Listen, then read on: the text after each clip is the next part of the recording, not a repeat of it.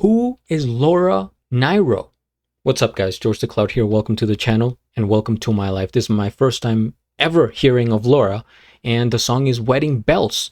This is a special request by one of my Patreons, Chris. Thank you so much for the support. So he says here, this is Wedding Bell Blues, 1967. The version by the group The Fifth Dimension is the more popular, better known version of this song, but I wanted to request the original by Laura, who was a prolific singer-songwriter. Fair enough, I will do some research at the end, but for now, I think I'm gonna get right into the song. I've never gotten married myself, so I probably never heard it, but here we are. Thank you guys for tuning in. If you have reaction requests, please go to my Ko-fi page or Patreon. It helps out a lot. Grab some popcorn, fill up your water, put your headphones on, and let's go.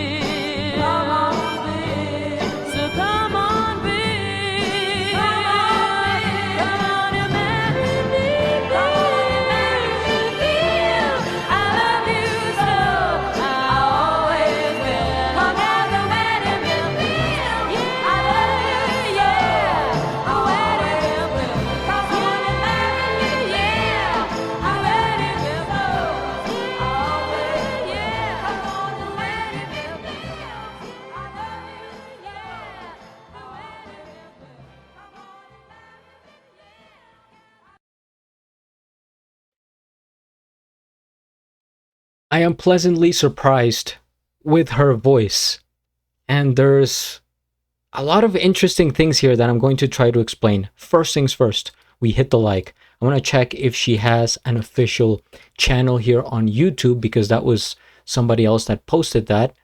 Let's see.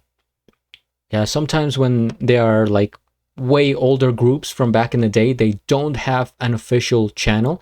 So it's other people that, you know, start posting the music videos and lyric videos and stuff like that. So I subscribe to the topic one, and I'll have a link of the original video down in the description below. So whoa, man, I went too far back. What am I thinking here? I really enjoy her voice. It's kind of soothing. It's got this particular color to it, as they say, you know, the fancy people's speech. But it also could work in different eras, and I don't know if I'm getting distracted by her physically, looking at the, the different images, the slideshow here of her photographs. She looks like somebody that I could have seen in real life here on the street where I live. It's crazy. She's like a time traveler. And also the way she's dressed, everything about her, like, okay, I could picture her in the 60s where, she was from, but also like the 90s, even now, 2026. Like I say, I could go out to the park and look at somebody exactly like her, which is kind of weird.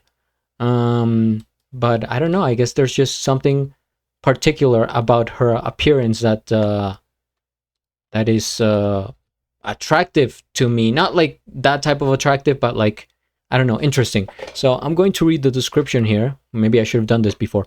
Wedding Bell Blues was recorded in June 1966 by Laura Nyro, a very talented singer, songwriter, and pianist. Released as a single in September 1966, it reached number 103 on the Billboard Pop Singles chart and was included in Laura's debut album, More Than a Century, or More Than a New Discovery, released January 1967 on the Verb Folkways label. So 103, almost made it to the top 100, close enough. The song's cover of The Fifth Dimension was a number one hit in 1969.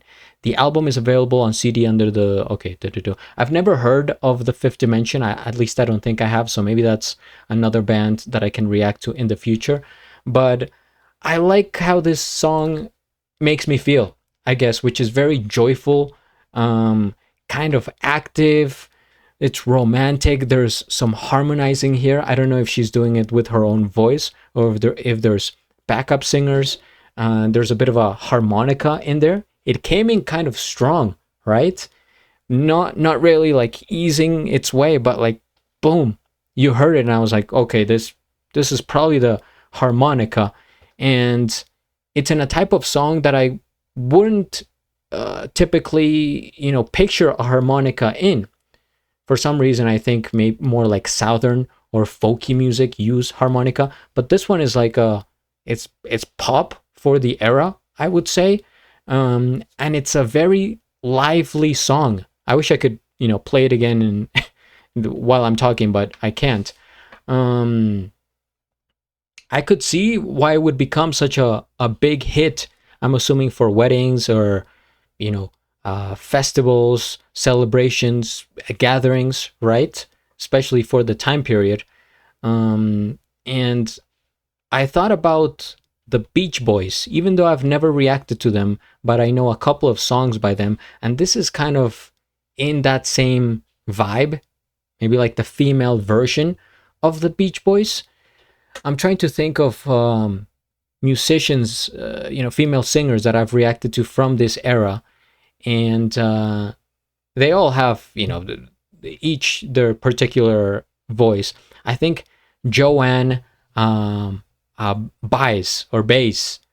I think I reacted to her a long time ago. I'll probably go back. That was in the 60s, but not many from the 60s, because that's, that's going... I think it was before maybe the explosion of a wider range of music that came in the 70s. So I'm really interested in this decade, right? Most of what I know is the Beatles. But I really like her voice. And like I said, there's something kind of special about her. I'm going to look up her life. And I can't believe I never heard of her name. At least I don't think I did. It's also maybe, I don't want to say generic, but maybe a name that would kind of fly under the radar and that you wouldn't, it wouldn't get registered immediately. But Laura Nyro, or maybe Laura, as we say here in Colombia, was an American songwriter and singer. She achieved critical acclaim with her own recordings, particularly the albums Eli and the 13th Confession and New York Tenaberry. Okay, and had commercial success with artists such as Barbra Streisand. Man, Barbara, I can't I keep hearing that name, like, with so many different associations, and yet I still have not reacted to her. At least I don't think I have. Let me do a quick search. No, nothing. I have to at some point. And the Fifth Dimension recording her songs. Okay. Born October 18th, 1947, from the Bronx, New York. Passed away in 1997, only 49 years old. Way too young. Man, all these people with, you know, incredible voices and careers, and they died too young, but I guess they become legendary. I wonder if I have heard maybe any of her other songs. It could have been in passing, maybe in older films or something like that. But let me just play a little bit because I have to.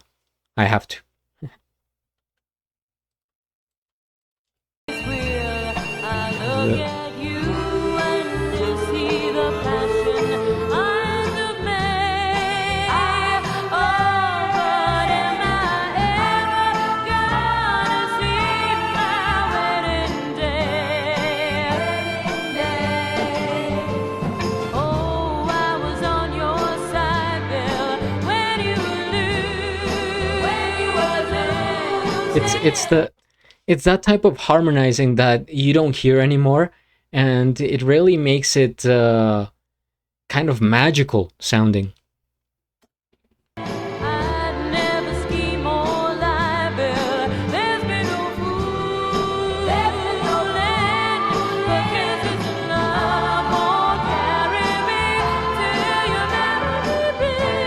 The falsetto.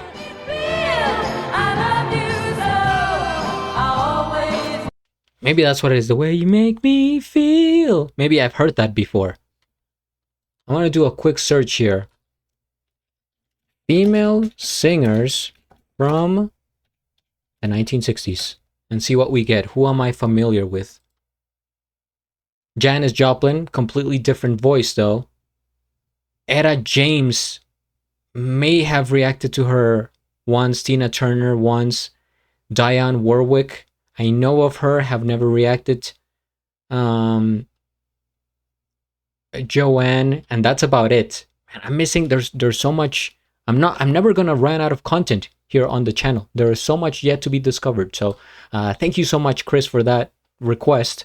And I'm looking forward to more music from Laura. So if you guys have suggestions, please comment down below, subscribe, and at the end, do a flip. Till the next.